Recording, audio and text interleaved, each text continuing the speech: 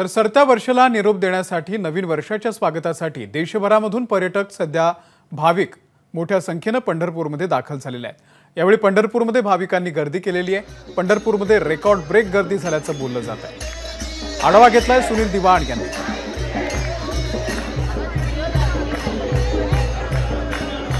सरत्या वर्षाला निरोप आणि नवीन वर्षाचं स्वागत विठुरायाच्या दर्शनाने करण्यासाठी देशभरातून हजारो पर्यटक सध्या पंढरपूरला पोहोचलेले आहेत। विठ्ठल दर्शनाची रांग चंद्रभागेच्या पुढेपर्यंत गेलेली आहे आणि देवाच्या दर्शनाने जुन्या वर्षाला निरोप द्यायचा आणि नवीन वर्षाचं स्वागत इथं विठ्ठलाच्या पायाशी करायचं, हीच यांची भावना आहे।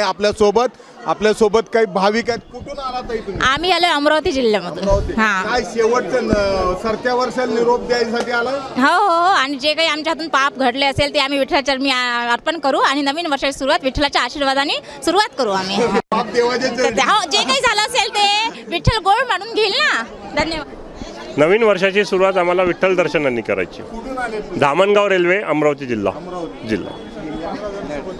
अजून काही भाविक आहेत, आपण त्यांच्याशी बोलू। माऊली, कुठून आलेत तुम्ही? आम्ही भारतीय विद्यापीठ पुणेवरनं। भारतीय विद्यापीठ पुणे, कात्रज। काय मागायचं देवाला आज? देवाला असं मागायचं चांगलं जाऊ दे, व्यवस्थित जाऊ दे, त्याकरता आलेलो आहे। 2024 वर्ष आनंदात भरभराटीनं जावं, जास्त पाऊस पडावा आणि आमची शेती भरभराटीची हो। 23 खराब गेले का? नाही 23 खराब गेलं, पावसाने खराब हे केलं। 24 चांगलं जावं। 24 चांगलं जावं, शेतामध्ये सगळं दुष्काळ नको। तेच सगळ्यांचं म्हणणं, दुष्काळ नको, 24 चांगलं, दुष्काळ नको, पाषाण पुणे पाषाण मागायचं देवाला काय नाही, आशीर्वादच फक्त। निपाणी तालुका निपाणी जिल्हा बेळगाव कर्नाटकहून आलेलो आहे। तर नवीन वर्ष 2024 हे चांगले सुख समृद्धी शांततेचे, निरोगी, कुठलाही व्याधी महारोगी किंवा असं कुठलंही येऊ नये ही एवढी पंढरीच्या पांडुरंगाच्या चरणी मागणी आहे।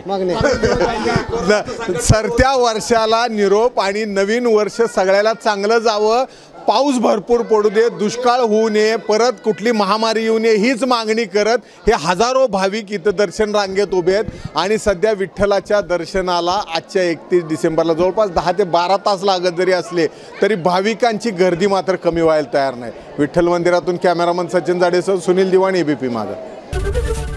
एबीपी माझा, उघडा डोळे बघा नीट।